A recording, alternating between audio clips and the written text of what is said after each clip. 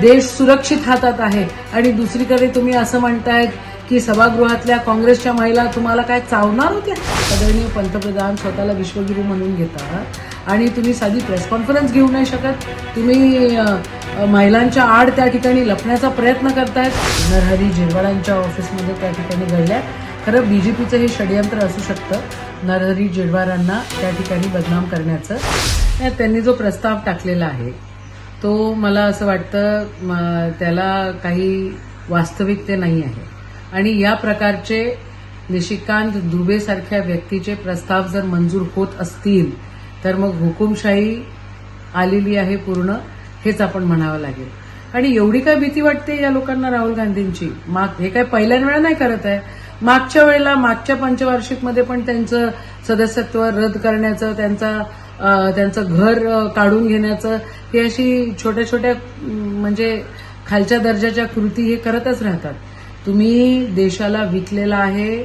आदरणीय राहुलजी गांधी विरोधी पक्ष नेता हे सातत्याने सांगतायत. तुम्ही 18% टॅरिफमध्ये त्या ठिकाणी शेतकऱ्यांचं, तुम्ही व्यापाऱ्यांचं, तुम्ही छोट्या व्यापाऱ्यांचं, सगळ्यांचं तुम्ही उद्ध्वस्त करून टाकलेलं आहे इथं आयुष्य. आणि तुम्हाला जर प्रश्न विचारतायत तर तुम्ही सभागृहात येण्यासाठी त्या ठिकाणी तुमच्यामध्ये हिंमत नाही आहे. एकीकडे तुम्ही असं म्हणताय की देश सुरक्षित हातात आहे आणि दुसरीकडे तुम्ही असं म्हणतायत की सभागृहातल्या काँग्रेसच्या महिला तुम्हाला काय चावणार होत्या. काय लावलेलं आहे? कोणत्या दर्जाचं राजकारण आहे?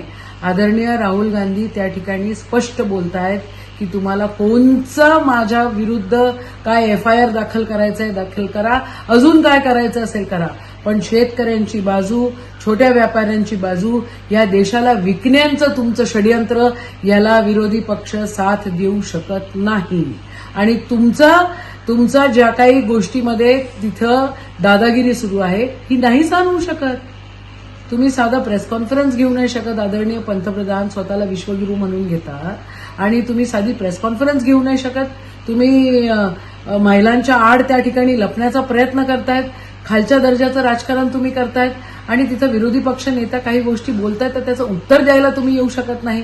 मला असं वाटतं या देशाचं म्हणजे राजकीय वळण एका वेगळ्याच स्वरूपामध्ये जात आहे. अशा प्रकारे कधीही या देशामध्ये ह्या इतक्या खालच्या दर्जाचं कोणीही घेतलं नाही. एप्स्टेन फाईलमध्ये हरदीप पुरींचं नाव येतं तर त्यांचा राजीनामा का नाही? आणि राहुल गांधींचं सदस्यत्व रद्द करण्यासाठी एवढं मोठं मोशन. निषेध आहे या सगळ्या गोष्टीचा. शेतकऱ्यांची हालच होतात आहे. शेतकरी बिलकुल सरकार जे बसलेलं आहे ते शेतकऱ्याच्या विरुद्धच निर्णय घेत आहे. शेतकऱ्याच्या बाजूनी त्यांचे कोणतेच निर्णय नाही आहे. आत्ता तुम्ही बघा, शेती हा विषय इंटरनॅशनल मार्केटमध्ये तुम्ही ओपन करून दिलेला आहे. त्या ठिकाणी 18% टॅरिफ या आपल्या देशातल्या जर शेतकऱ्याला कुठं पाठवायचं असेल, अमेरिकेला पाठवायचं असेल तर 18%, आणि अमेरिकेचा माल घेण्यात असेल तर त्याच्यासाठी 0% टॅरिफ. म्हणजे आपण गुलामगिरी आहोत का? आपण गुलाम झालेलो आहोत का? आपण का घाबरतो आहेत? आदरणीय मोदी का घाबरतायत या सगळ्या गोष्टीला? याचं स्पष्टपणे मत आलं पाहिजे.